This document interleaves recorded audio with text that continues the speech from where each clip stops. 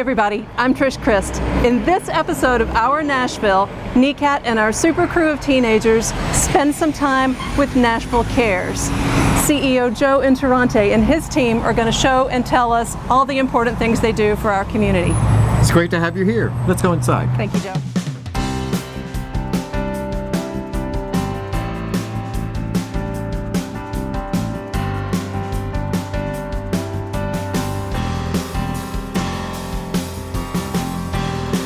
It's our Nashville.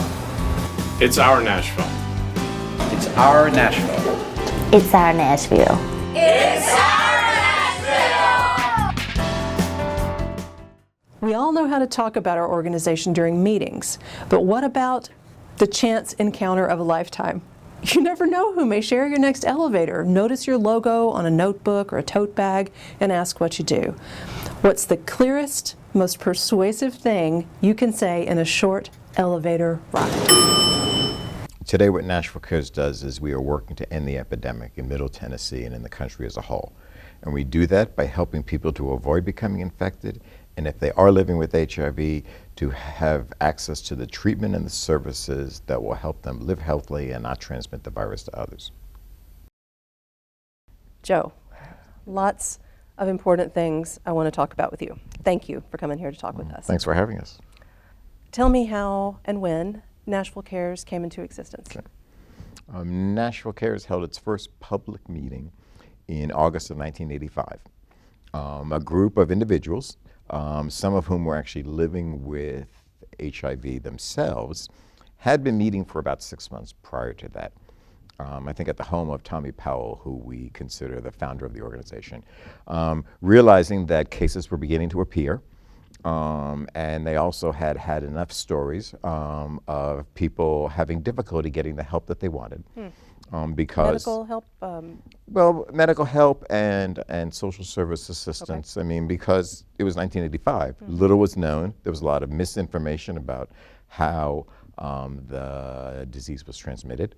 There was a lot of fear, and all of the things that people have sort of seen in some of these movies around HIV.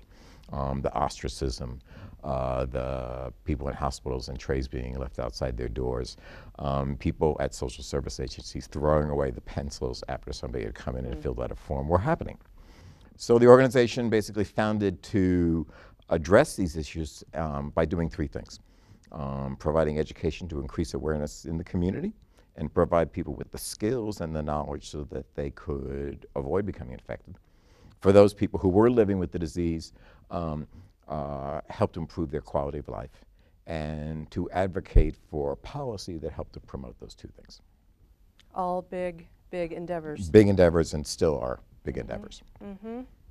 Please define for us the difference between HIV and AIDS. Okay, sure. HIV, which stands for Human Immunodeficiency Virus, is the virus that is transmitted through unsafe sexual or drug-using behavior.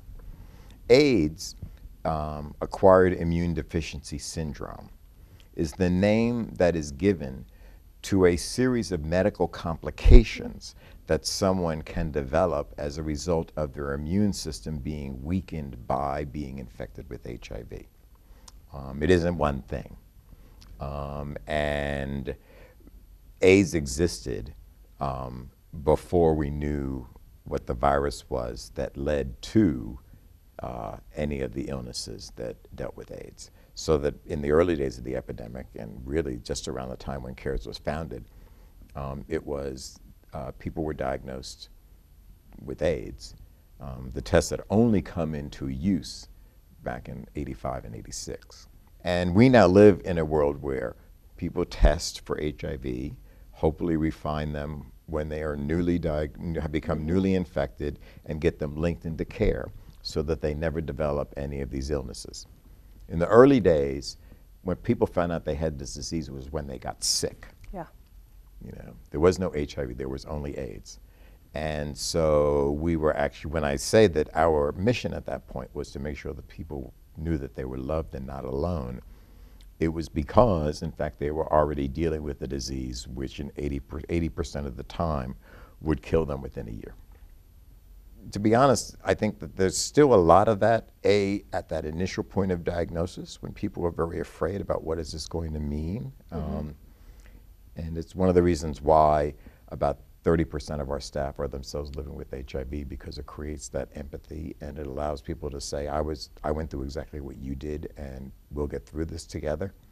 So that's really an important part of all of that. Tell me what Nashville Cares does, I know it's a variety of things, to educate the public on what's going on with HIV and AIDS today. What we try to do is use a combination of in-person education, both in terms of small groups, discussions to presentations at churches, at schools, at community organizations, as well as opportunities like this to provide updates on where we are in the fight against HIV and AIDS, to answer people's questions, to correct some of the myths and misperceptions that persist, as well as a whole range of print and social media information and education through newsletters, through Facebook, through other opportunities as well. Nashville Cares serves a staggering number of Middle Tennesseans annually. Will you tell us a little bit about that? Sure. Well, this past year we served about 70,000 Middle Tennesseans, and that runs along the entire continuum of prevention and care. I think we educated around 50,000 adults and youth through 4 or 5 different prevention programs that we have, through social media contact, through printed materials, through distribution of materials. We have a very extensive testing and counseling program, both out in the community with communities that are at high risk, as well as in a lot of hospital ERs and community health centers. I think last year we tested about 11,000 people. We diagnosed 62 individuals as HIV positive who we had not known their status before that. That's about 40 to 45% of the total people within the community who were diagnosed last year. So we're playing an important role, I think, in terms of that.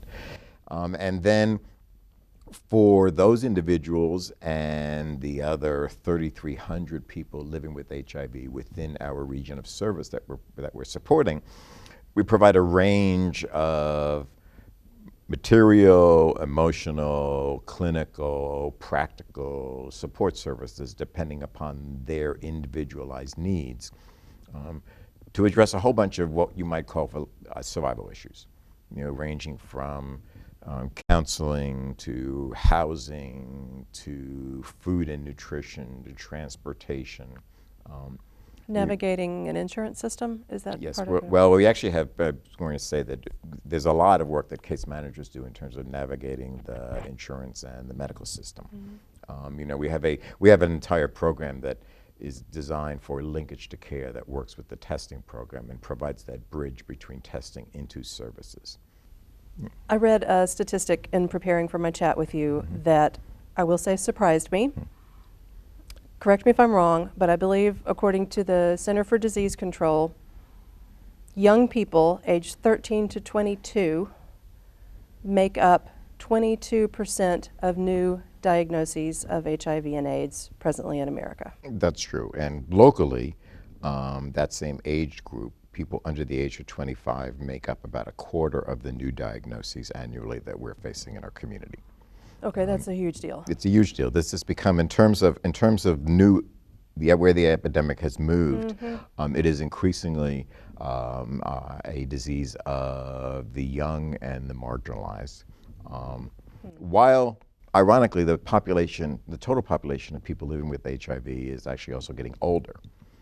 So that if you look at all the people who have been diagnosed from the very beginning of the epidemic, as people survive in greater numbers, we are now actually grappling with what does it mean to continue to provide services for someone who's 55, 65 years old, because that's the expected life expectancy now, which is a good thing, but it raises new challenges. We, here at NECAT, we work a lot with high school students, and I think there'll be a lot of high school students watching this episode. Let's delve into this younger diagnoses is epidemic too heavy a word to say there? Well, I think phenomenon it maybe would- is better. I think, well, we still consider it an epidemic because and that's from a technical sense, the total numbers are still growing, and the number of new diagnoses that we have is still adding to an increasing pool. Although, the numbers of people who are now becoming infected is significantly less than it was years ago. And so we've made progress, and we don't want to deny that. I think we've had about a 20% decrease in the number of new cases that are reported annually over the last 5 years. That's great. It is great, and it's progress. Unfortunately, an increasing number of those are young people. And I think there are a number of different things that contribute to that. One is that you don't really see coverage of HIV and AIDS the way you used to, because it isn't the sort of horror story that it was in terms of being a death sentence. So that there's less awareness that it's still with us.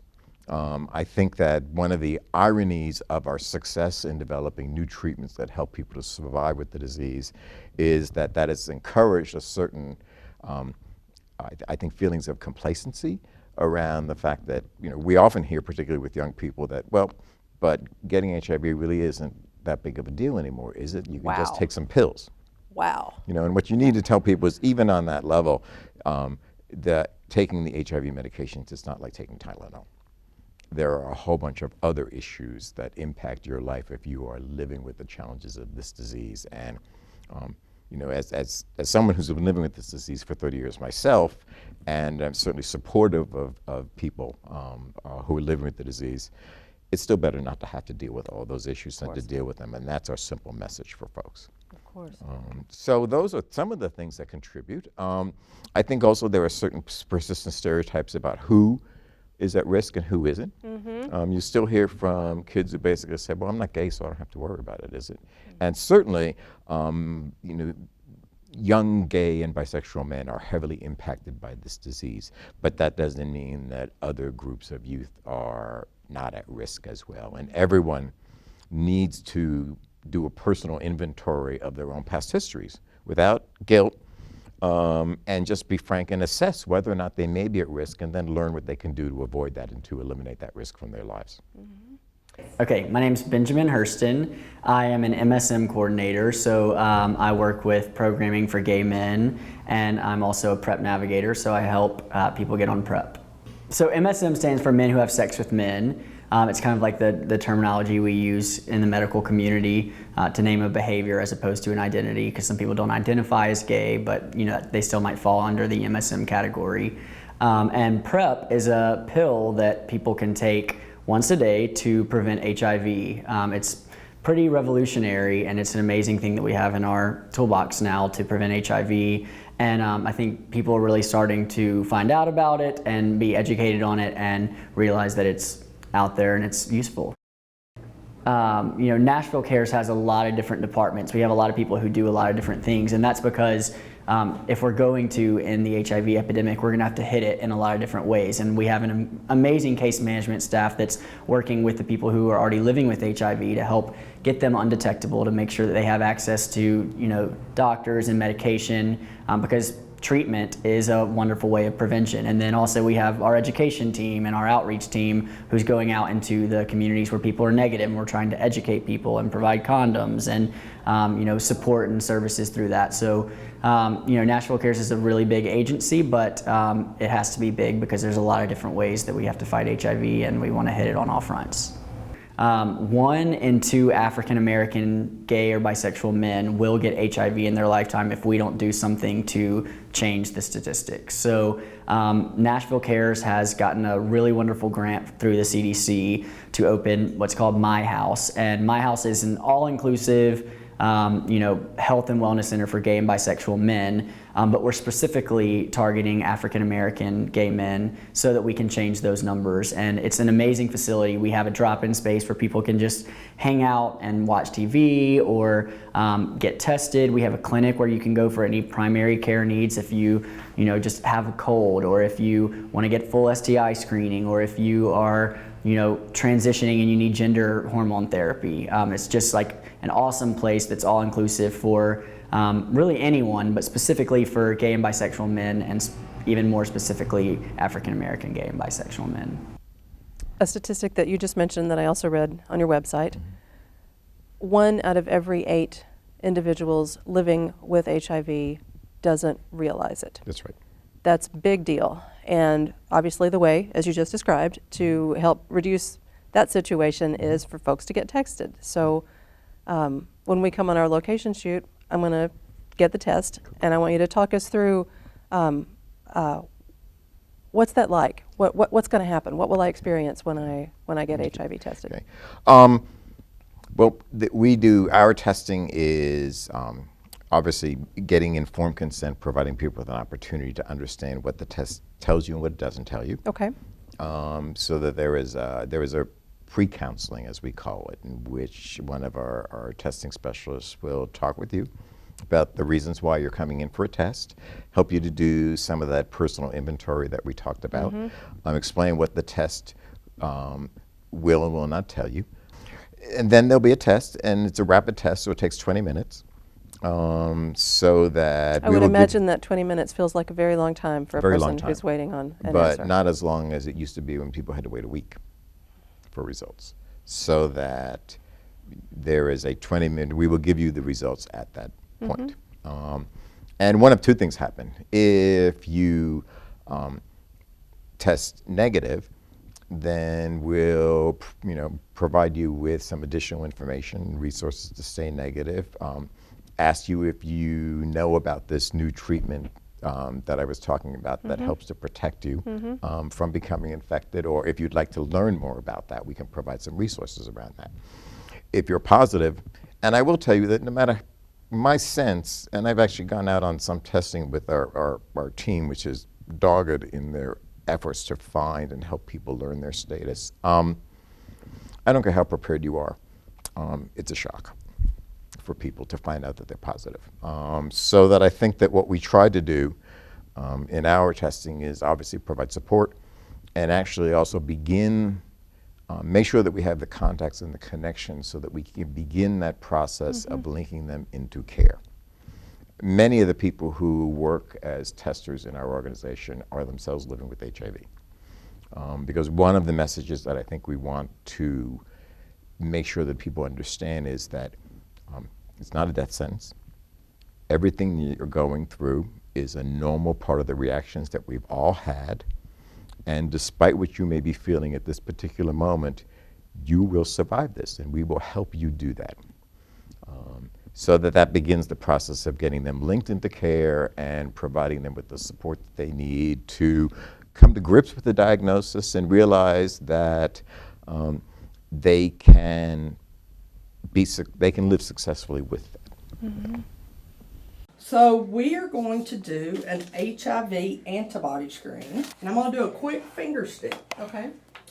So what this test does, just so I'll go ahead and tell you while we're sitting here, is it will detect HIV up to 90 days. So there's a thing called a window period with HIV testing. So what this will not detect is anything that may have happened in the last 90 days. Okay? So this is not something you do the morning after you did something kind of foolish. No, you should wait at least 90 days. Now, you should routinely test. We would like for you to test every year as part of your regular health care. Okay, ready? It's going to be a little stick. Okay. On 3. 1, 2. Ah, see, I tricked you. Get one nice big old bead of blood. Capture it in my little blood fishing hook. Wipe that right there. So this takes 20 minutes to process, and then we'll come back and we'll be able to give you your results, and then we can kind of do a risk assessment at that point and see, is once a year enough, or do you need to come back more than once a year? Things like that. Great. How That's easy. Isn't that easy? Super easy. We actually have 2 programs that are statewide in their scope that we run on behalf. The health department has asked us to manage these programs for the entire state of Tennessee. And those are a program that, one is that pays the premiums and medical and prescription co-pays for people who, for health insurance for people who otherwise are not insured. Wow.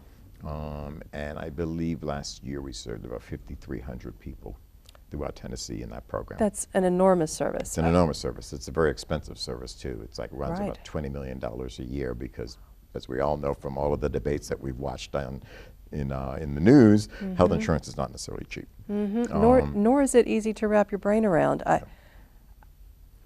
can't imagine the weight of the news if a person is told, in fact, you are HIV positive. Soulfully, medically, for some spiritually, that's a giant bit of that's a giant turning point. And not only do you have to navigate what's going to happen to me, then on top of that, you got to figure out financing the medical care that you need, and that's huge. That's huge. It's one of the reasons that people have told us that they haven't gone tested, and they're I'm concerned sure. about it because they say, how am I going to pay for this? And the answer is that, fortunately, through some resources that we have put together through federal and state funding, there is a program that can help you get health insurance if you don't have it. Or if you were very low income, can you help you pay for those premiums so that you can stay on insurance? I'm William Sanders Jr. I lost my partner in 2005, and I was going through some grief, and my partner's case manager came to see me, and he recommended me to CARES, and that was in August of 2005, and I've been coming diligently ever since. That's how it all started. The quality of life is the biggest thing that has changed, because I was going through this alone, because in 2005 I was still working. Secrets was the way to handle things. And so I covered up a lot of grief, and this organization took me in like a little baby and has nurtured me up to who I am today. The biggest loss has been my greatest gain in life, because I've gained this organization as a family. I was so afraid of what people were gonna know, because I had promised him I would never tell anything. So I suffered with him at home, working full time and taking care of him at home, hospital work, blah, blah, blah. And I promised. And those secrets will kill you, but confession can heal you. And that's what I would turn around if I had to do that all over again. Come and you got to tell this stuff to somebody, or I would have been dead had I not come. I'm sure of that. It couldn't, if it gets better, I don't know what I would do. That's how much family means to me. And I found out blood family is wonderful, but when you're given a gift from God, like Nashville Cares is to me, this family chose me and chose to love me with all my stuff. I came with a lot of junk, still got a lot of junk. They don't look at the dumpster. They look at the vessel that I'm capable of being, and they encourage that. Everyone here encourages that. What an odd two-sided effect it is, as you say, that things have progressed and gotten better in so many ways, but then the risk is still there, and we still need to keep it in mind as we go about our lives, particularly as a young person finding your way in the world. I think that's true. And actually, I would go beyond that to say that what we really need to do is to change that sort of public attitude of complacency that has been the unintended result of the successes we've had to date in reducing infections and helping people to live longer, into an attitude of opportunity, because we now have the tools that can actually end this epidemic. Ooh. We can bring new cases down nearly to zero. We can help someone who's been diagnosed with this disease live a healthy life into their 70s. And that will actually end HIV and AIDS in our community as a public health issue. It's not going to happen tomorrow, but we have the tools and we can do this. It's a very tactical strategy, the way you're approaching all of these different elements, and Very much. I can see why it's being successful. And I will say that the agency, Nashville Cares, in the face of these new advances and seeing what we had learned, in 2014, we changed our mission. We developed a strategic plan that would work toward ending the epidemic in Middle Tennessee, and that really has been a game changer and a true paradigm shift in our work. What we think about our work, the reasons why we do our work, and therefore how we do our work. It's not just about dealing with this bad thing that has happened, but it's let's get rid of this thing. Yeah.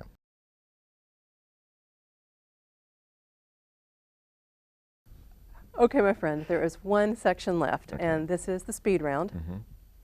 Just like the game we used to play when we were younger, I ask you a question, first answer that comes to your mind, let it fly, and we'll move on to the next one. Okay. Fair enough? Speed round with Joe in Toronto. True or false? It's expensive to get tested for HIV. False. True or false? It's complicated to get tested for HIV. False. True or false? You have to make an appointment to get tested for HIV. False. True or false? Someone could find out my test results. False. True or false? 1 in every 8 people living with HIV doesn't know it. True. True or false? Presently, with treatment, life expectancy for a person with HIV is near the normal life expectancy in the United States. True. Does Nashville care? Yes. True. It does. In ways that continue to amaze me. I would say that Nashville is blessed to have an organization that cares as much as Nashville Cares. And my last question for you, my friend, what is your website? www.nashvillecares.org. Thank you, Joe, so very much. Thank you.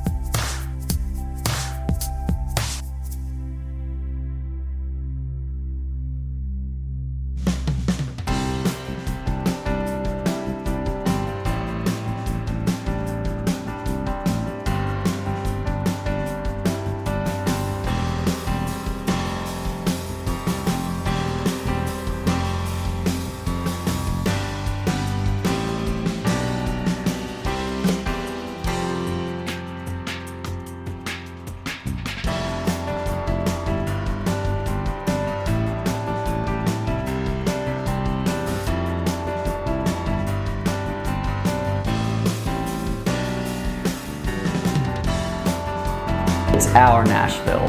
It's our Nashville.